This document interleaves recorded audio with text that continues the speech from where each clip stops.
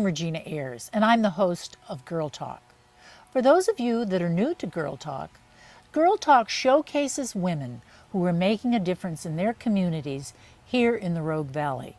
It is a lively discussion of the opportunities, successes, and challenges that women face in their daily lives. It is election season 2020, and I am interviewing the women in the Rogue Valley who are running for elected office. I'm interviewing 14 of the women, but that's not all the women that are running for office. There are women running against men and women running against women. There's so many women that are running, and I'm so amazed that they are stepping up to take on what it means to run a campaign and to win an election.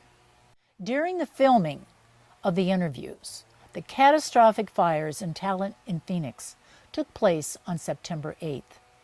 You will see in the interviews that some of the women were asked about the fire and others were not. And some of the women were not able to reschedule. I wish all the candidates the very best in their campaigns. Let's get started. My guest today is Mary Middleton. Mary's running for Oregon State House of Representatives, District 4. Welcome, Mary. Thank you, Regina. It's wonderful to be here. Great. Well, now, Mary, we met at the Emerge training. There was an Emerge training here in Southern Oregon, the very first, in the fall of 2019. And I believe there were 12 students in that class. And I came there with Wanda, and we did a few little interviews. You were one of them. And I knew that when I interviewed you, you knew you were going to be running for office. And I guess why don't you tell the audience why you were so sure at that time? Thank you, Regina. I do remember meeting you there and having that brief interview. You know, that program was wonderful in that it allowed several of us to just take that pause to figure out, am I willing to do this? Because, you know, running for office is putting yourself out there. It requires a lot of additional effort on your own, right? And so it allows us to just think about, okay, do I have it in me to do this? Am I motivated enough? Do I want to do this enough to actually put my name out there and myself on the line and do it? And I have been thinking about this on and off for a long time. What's a long time? Decades. Decades? Okay, Yeah. that is a long time. Yeah. But I would say what really pushed me is some of the things we're going to talk about later. Working on the genetically engineered plant ordinance in Josephine County, and then lobbying for the will of the people in Josephine County, and seeing our elected representatives just ignore what is the will of the people here. So that and other issues too. Seeing candidates in Josephine County run unopposed. Yeah. That's not democracy at work. That's I don't know what that is. Maybe it's apathy. I'm not sure. But several reasons, and the training was just really wonderful, and it gave me the confidence that I could do this. So would you recommend that training for other women that are looking to run for office? Absolutely. You know, I think that it's harder for women to step up and run for office. You know, I think if you have 2 rooms of 100 men and 100 women, and you put up a job description, right? Are you willing to do this job? And all of the 200 people are equally qualified. Here's a job. It's a hard job. Are you willing to do it? You're going to get 90 yeses in the men's room, right? And you're lucky if you get 10 in the women's room, right? Because we hesitate to put ourselves forward for these out front positions, in my opinion. So it's really good training to help gain that confidence so that you can. So, Mary, you are an educator. That's your background. You've been teaching for a long time. And you're also Vice Chair of the Board of Southern Oregon Education Service District. And are you in any other organizations? So, educational organizations, I'm a member of Oregon Education Association and Okay. the Faculty Association at Rogue Community College where I work. Mm-hmm. I teach mathematics there, and I'm president of the Faculty Association this year. So, Oh, that's a big yeah. job. Yeah. So let's see. Now, how do you think your years in the classroom, at all levels, it would sound like, will serve you as an elected official? Well, teachers, in my experience, and I've been teaching for more than 20 years, teachers are perpetual learners. So we're always improving. It's not, I wrote my lesson plan, I'm good for the rest of my life, right? We're always improving, always increasing that. And teaching at the college level, every 12 weeks I get to meet 100 people and learn their names and try to motivate them to do their homework and learn the material.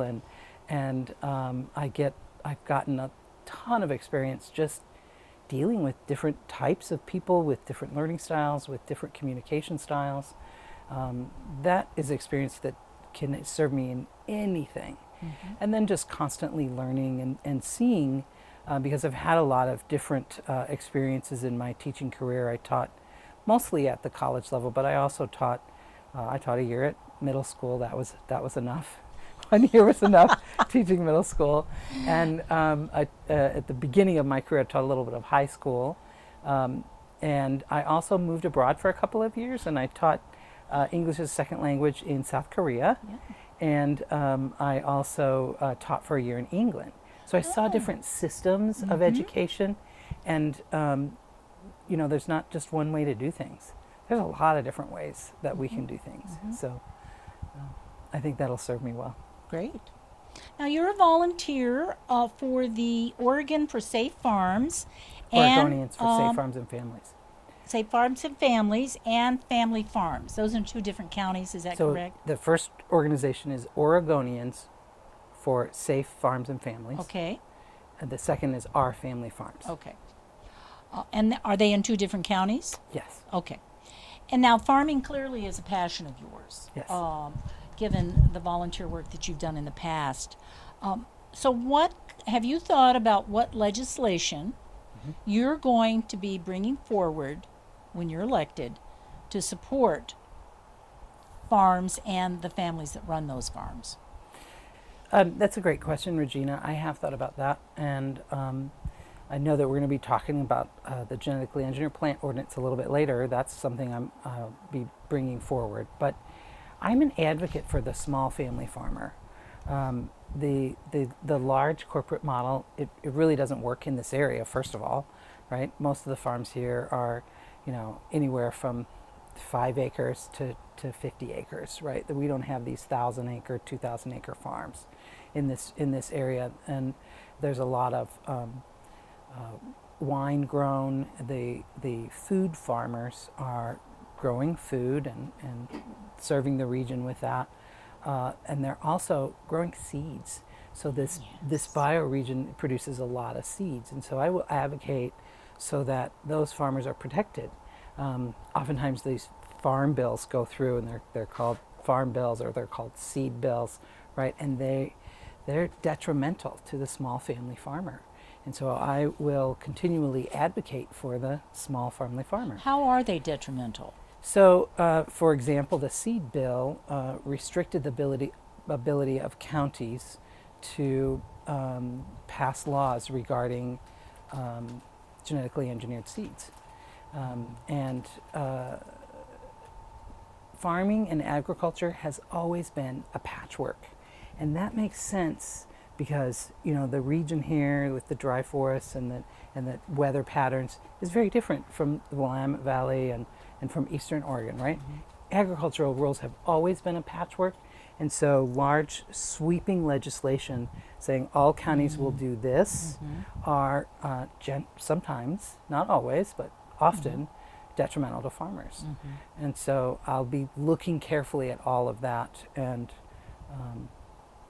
doing what I can to protect family farmers and promote regenerative agriculture, which is actually really good for the environment. So tell us what that means. So regenerative agriculture, I'm not an expert at it at all, but it sequesters the carbon in the soil, basically. Oh, I've heard about that. Yes, Yeah. yes. And so that cools the area down, and it's a negative impact to climate crisis that we're in, right? So a positive impact to our environment is what it does. Great. Yeah. Well, this is kind of segue into our fourth question here. So you worked on the GMO campaign. I remember that very well. What Hardy, his last name? Chris Hardy. Chris Hardy, Sure. yes. Chris lives in Ashland, and he was very much involved in it. Maybe he was the He was initiator. the initial Great. instigator, sounded Yes. the alarm, and got us all moving. Yes. Moving, right. Yeah. And it was a successful campaign, and it banned GMO products, I know, in Jackson County. Now, did it ban GMO products in Josephine County? So it's a long story. I'll try to keep it Okay. short. But Chris sounded the alarm, and all of the farmers in the region started gathering and talking, and other interested parties started gathering. And Jackson County got a group together, and they got an ordinance put on the ballot. And at the same time, in Salem, they were coming up with this seed bill, okay? And the seed bill was all about not allowing any county to ban the growth of GE crops, or saying that all bills had to go for the whole statewide rather than. And they put two conditions in that bill. So Jackson County got an initiative on the ballot, and Josephine County started working. We were a little bit behind the timeline, but we started also working, and I was one of the chief petitioners there, and we started working to get ours on the ballot. In Salem, they're working against us, right? They're trying to get that seed bill going, and so the seed bill couldn't say, well, everybody can do this except for Jackson County. Like they can't. That's illegal, Okay. right? But they put two conditions on there, and one of them was that you got your ballot qualified for your measure qualified for the ballot by a certain date, and they picked the day after Jackson County qualified, and then passed at the ballot May 20th, 2014, so that you couldn't, you didn't get a second shot at that. Right. There was a one-shot deal, Right. right? So we qualified a bit later than they did, and so we didn't meet that date. And the date when they passed that legislation was before they passed it, right? So they backdated things. Oh. Then tricks that you can play, I guess, as a legislator. And You'll soon find out, Mary. I guess. I don't know if I want to know all those tricks. But anyway, so there were two conditions. We met one of them in Josephine County. We had a separate, measure on the ballot. We had to, right? It was a county vote, and we won at the ballot with 58.6% of the vote. And since then, we have not been able to enforce it, and we have gone to Salem, and we have lobbied for it. We formed part of a coalition to go to Salem and say, please honor the will of the people in Josephine County, and our elected representatives have failed to do so. Well, you're talking about lobbying in Salem. Why don't you tell us what that experience was like, to go there and lobby against or for a particular bill? So it's kind of an amazing experience. It's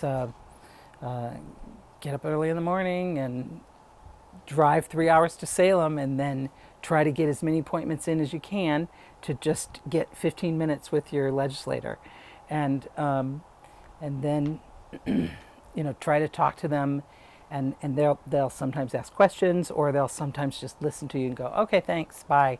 And so it's I'm glad I did it, because it's lobbying for the right thing, right?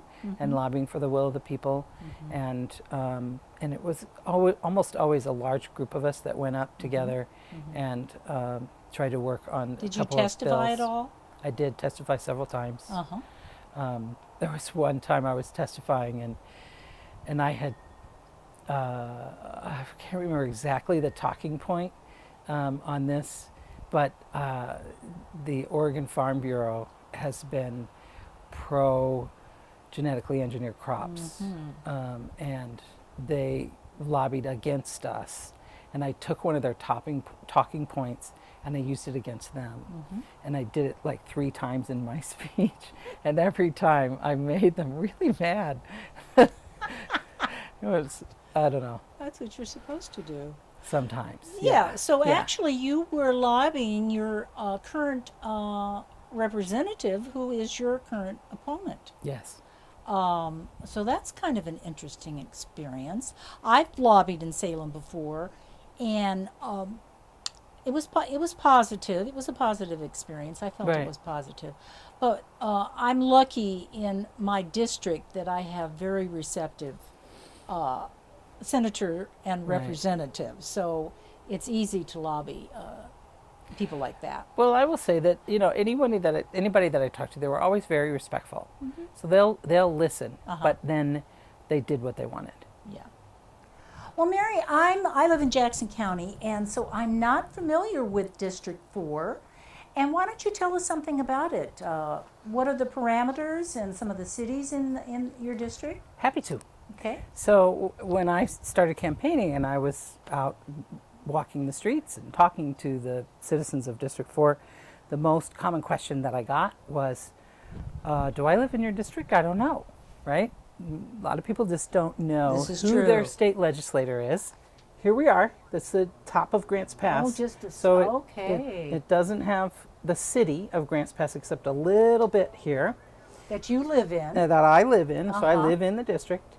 And then, so it hugs here around Grants Pass, picks up this New Hope area, and then it comes down almost to Williams. Williams is down here, picks up this, and then it hugs the I-5 corridor here.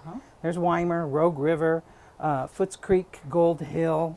The Rogue River's running through here, right? And we got Eagle Point, White City, and Central Point. And there's just a lot of agriculture and a lot of wine, country grown in this region. It's very, very rich region. So, and the Josephine County line is here, so it's just that much Josephine County, and the rest is Jackson County, and it cuts off before Medford. So it's an interesting district with a lot of open terrain and a lot of small communities. So you smaller said wineries. communities. So there's a Yeah. lot of wineries that are in Jackson County, and well, that's interesting. I love maps too, so I do too. I like looking at maps. Yeah, I had this made because people couldn't figure it out, Yeah. and it was much easier to just walk around with this. Now I've got this map, and You can't use it. well, it's getting used today. Absolutely. So- So how's your campaigning changed since COVID came along? Yeah, So- there's no manual on this campaigning. Right. So you did a little canvassing, it sounds like, a little Yes, bit up yes. front, but now you're doing mostly, well, what are you doing? So, I won't tell you my entire campaign plan, but Yes. we had to not canvass, right? So you have to switch to something else. How are we going to reach the voters?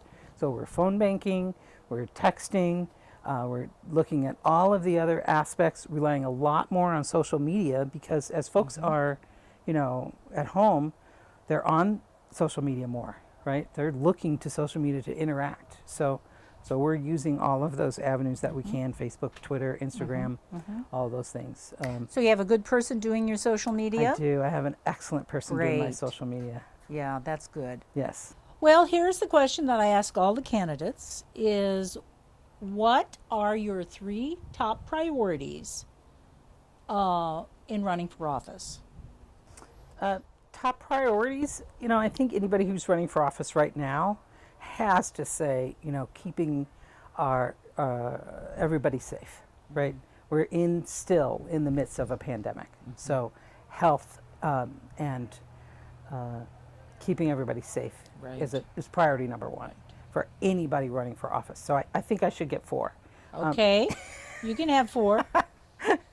Well, let's just ask a question then. So people are relying on the Oregon Health Plan, Yes, much more so than usual, maybe. that's right. Now, I understand that the Oregon Health Plan is good. I know my daughter's been on it before, and she said it was good.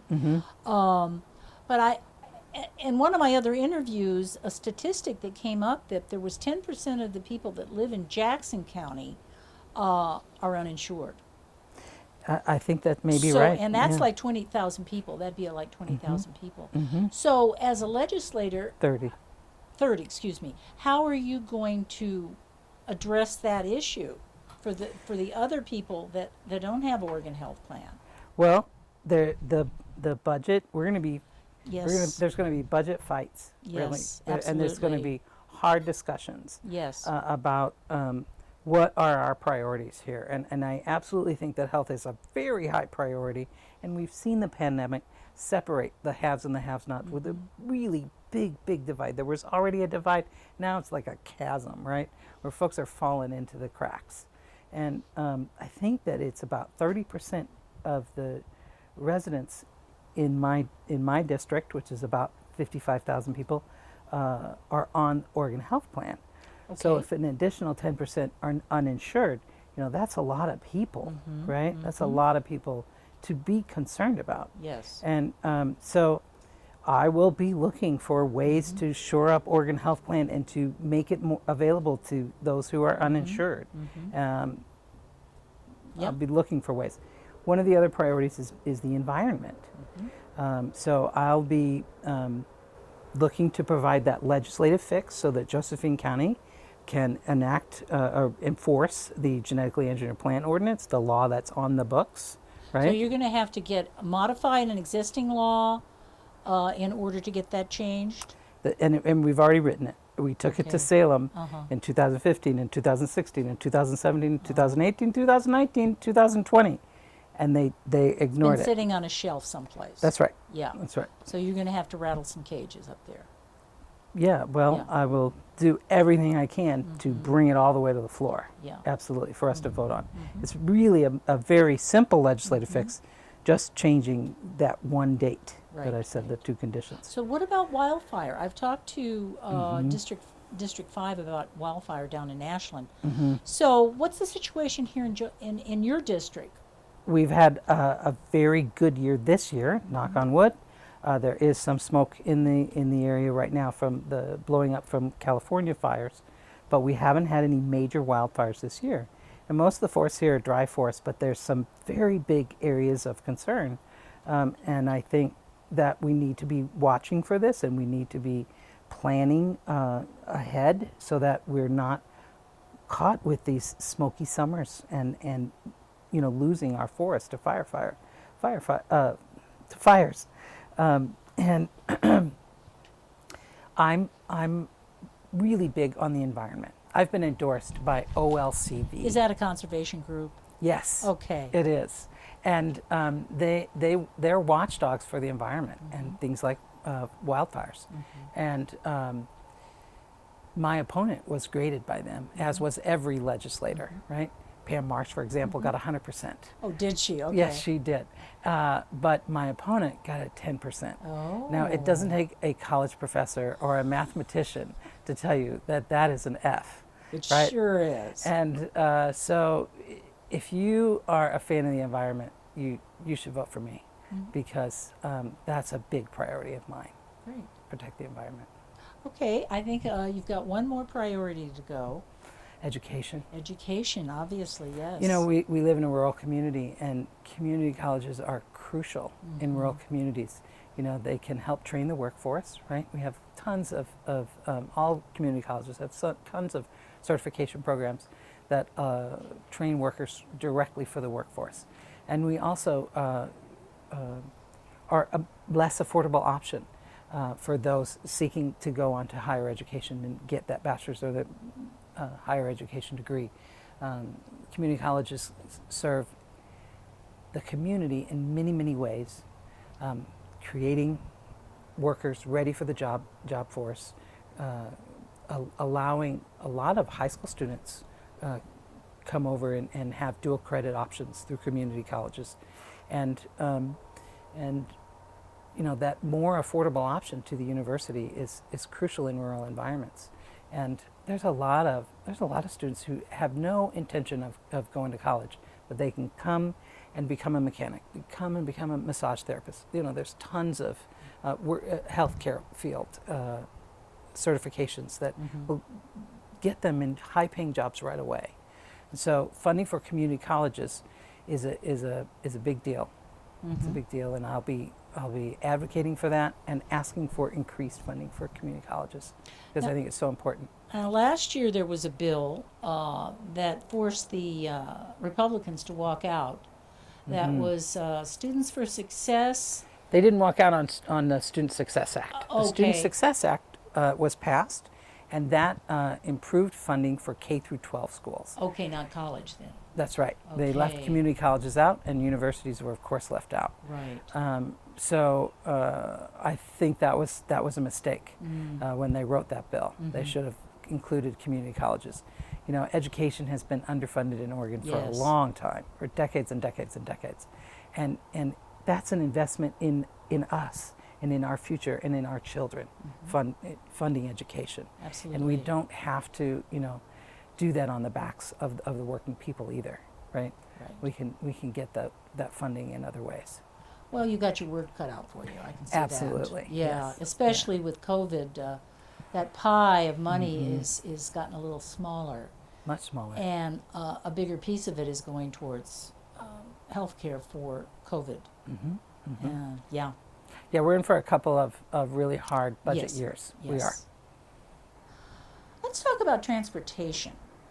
I live in Ashland, so I see the buses moving around, and I know that a lot of people take the bus to Medford, between Ashland and Medford, and I'm not sure how much bus traffic there is up here into your district, to Grants Pass and Eagle Point and stuff like that. But the buses don't seem that full to me. How can we encourage people to take not rapid transit, but mass transit? Thank you.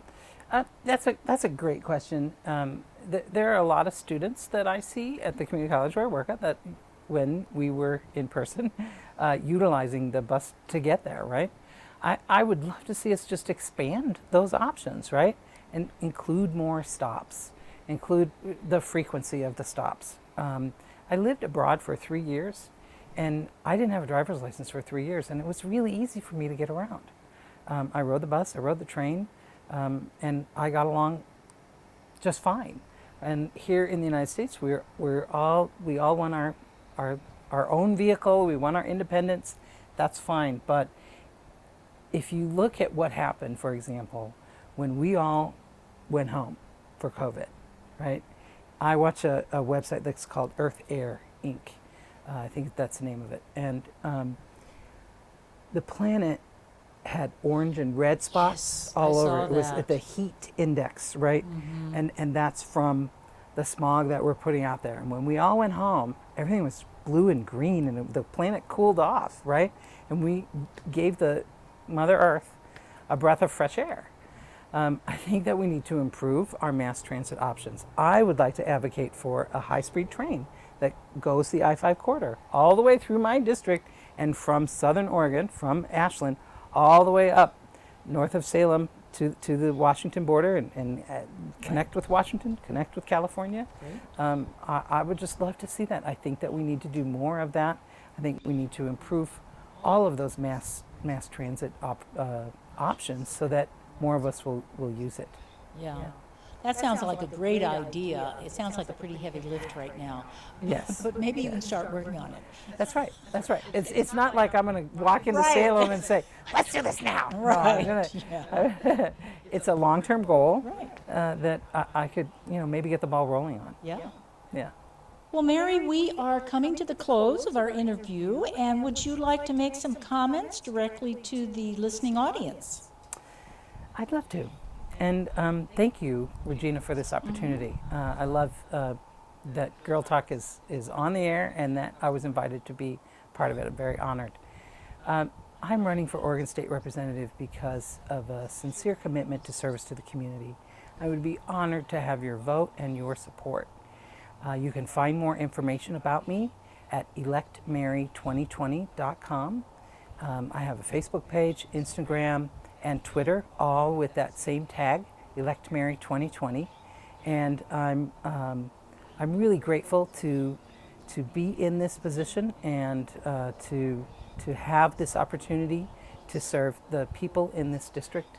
I love Southern Oregon. My wife and I have a home here in Southern Oregon and have been homeowners for the past 3 years, and the beautiful Southern Oregon region deserves representatives who honor the will of the people here, and I would be humbled to do that. So, thank you. Thank you very much, Mary, and good luck with your campaign. Thank you. This series showcases women who are running for elected office in 2020. I hope that you learn something about why they're running, who they are, and whether you'll be able to support them when you vote on November 3rd. Now more than ever, we need leaders who are up to the task of rebuilding our communities. Leaders who can create the strategies, execute the plans, and take us all forward to a more hopeful future. Whether you vote for these women or not, remember to vote on November 3rd. Girl Talk can be seen on Channel 15 on Ashland HomeNet or Channel 182 on Spectrum, or always on demand at rvtv.sou.edu.